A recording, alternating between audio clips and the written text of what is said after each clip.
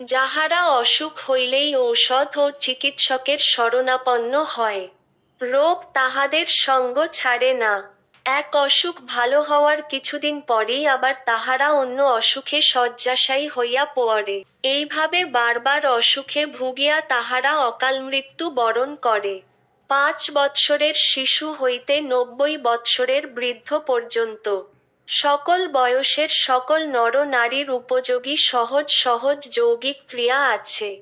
আহারে বিহারে সংযত থাকিয়া, সুষম পথ্য বা আদর্শ পথ্য গ্রহণ করিয়া মাঝে মাঝে কিছু সময় যৌগিক আসন, মুদ্রা ও প্রাণায়ামাদির অনুষ্ঠান করিলে আমরণ দেহকে নিরোগ রাখা যায়।